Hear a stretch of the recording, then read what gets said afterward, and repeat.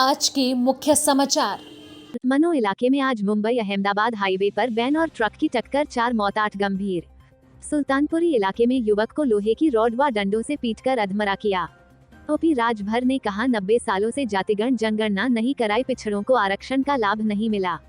किसान नेताओं ने कहा कि 3 कृषि कानून तभी निरस्त माने जाएंगे जब सरकार गजट जारी करे। 3 लफ्जों को कहानी समीर उलझा रहे और नवाब मलिक उसे सुलझा रहे। महाराष्ट्र के पालघर जिले के मनो इलाके में आज मुंबई अहमदाबाद हाईवे पर एक वैन और कंटेनर ट्रक की टक्कर में 4 लोगों की मौत हो गई, जबकि 8 लोग गंभीर रूप से घायल हो गए हैं। अनुसार महाराष्ट्र के पालघर जिले में रविवार को एक कार एक ट्रक में जा घुसी, जिसमें 2 वर्षीय एक बच्चे सहित 4 लोगों की मौत हो गई और 8 अन्य घायल हो गए। एक अधिकारी ने बताया कि दुर्घटना जिले में बोईसर के अवंडानी गाँव में मुंबई अहमदाबाद राजमार्ग पर हुई। मनो थाने के अधिकारी ने बताया, कार में 10 से अधिक लोग यात्रा कर रहे थे जब यह पीछे से ट्रक में जा घुसी। इसमें 2 वर्षीय एक बच्चे सहित 4 लोगों की मौत हो गई।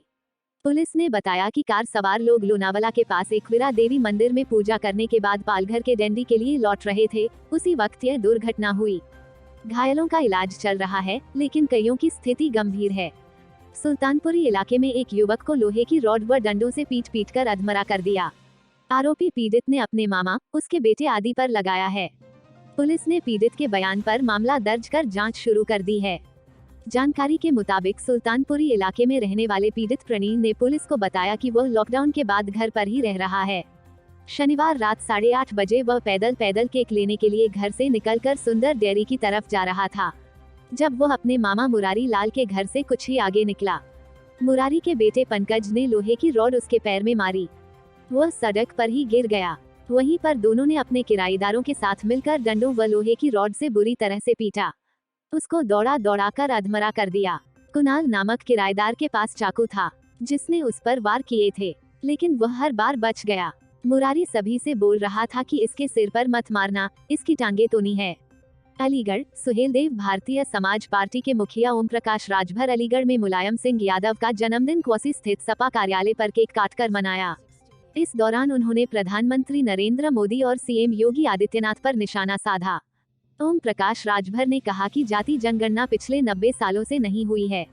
संविधान में व्यवस्था दी गई है कि हर 10 साल में जातिगत जनगणना जरूरी है, लेकिन 90 साल से भाजपा और कांग्रेस की सरकार ने जातिगत जनगणना नहीं कराई। बहुत सी पिछड़ी जातियों को आरक्षण का लाभ नहीं मिल पा रहा है। ओम प्रकाश राजभर ने कहा कि समाजवादी पार्टी से समझौते के लिए जनता का दबाव बना और जब समझौते की पहल की तो हमारे कार्यकर्ताओं ने इसका स्वागत किया।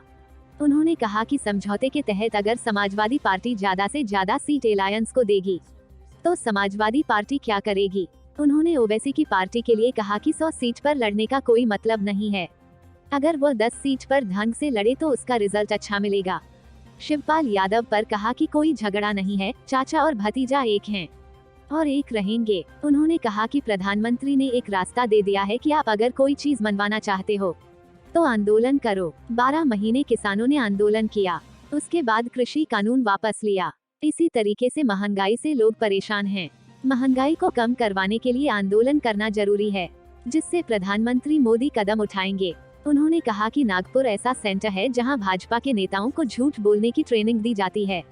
मुख्यमंत्री आदित्यनाथ पर निशाना साधते हुए कहा कि गोरखपुर में मुख्यमंत्री कहते हैं कि 40 लाख लोगों को नौकरी दे दी, अंबेडकर नगर में कहते हैं कि 25 लाख नौकरी दे दी, फिर कह रहे हैं कि 4 लाख नौकरी दी, तो इनकी बात पर कोई भरोसा नहीं है। उन्होंने मुख्यमंत्री योगी और प्रधानमंत्री मोदी के फोटो पर कहा कि यह फोटो खिंचवा कर ड्रामा कर रहे हैं। यह भारतीय ड्रामा पार्टी है, महंगाई कम करने के लिए नहीं सोच रहे हैं। किसान, नौजवान परेशान है, उसके बारे में नहीं सोच रहे।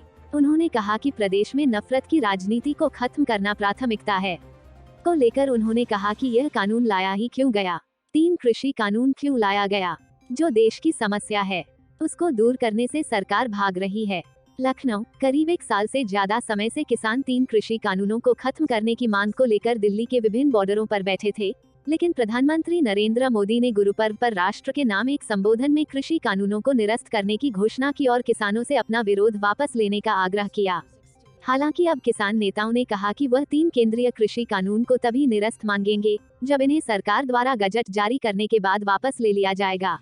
संयुक्त किसान मोर्चा एसकेएम द्वारा बुलाई गई किसान महापंचायत में किसानों ने केंद्रीय गृह मंत्री अजय मिश्रा टेनी के तत्काल इस्तीफे की भी मांग की, जिनके बेटे आशीष को लखीमपुर खीरी घटना के सिलसिले में गिरफ्तार किया गया है, जिसमें पिछले महीने कम से कम 4 किसान मारे गए थे। किसान नेता जोगिंदर सिंह उगाराहा ने कहा, हमें प्रधानमंत्री द्वारा की गई घोषणा पर भरोसा नहीं है।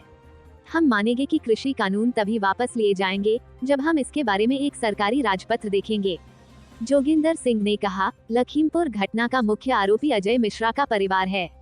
उनका बेटा जेल में है, लेकिन मोदी सरकार ने उसे अभी तक इस्तीफा देने के लिए नहीं कहा है। लखनऊ के इको गार्डन में चल रही किसान महापंचायत में उत्तर प्रदेश, हरियाणा और पंजाब के कई जिलों के 1000 से अधिक किसान शामिल हुए हैं। राकेश टिकैत और बलबीर सिंह राजेवाला सहित भारत किसान संघ BKU के वरिष्ठ नेता सभा को संबोधित कर रहे हैं। कार्यक्रम में कार्यकर्ता योगेंद्र यादव भी शामिल हो रहे हैं। टिकैत ने कहा कि राष्ट्रीय राजधानी की सीमाओं पर जारी आंदोलन तब तक जारी रहेगा जब तक किसानों की सभी मांगें पूरी नहीं हो जाती। उन्होंने कहा, सरकार को न्यूनतम समर्थन मूल्य की गारंटी के लिए एक कानून लाना चाहिए और संघर्ष के दौरान जान गंवाने वाले 700 किसानों को शहीद घोषित करें।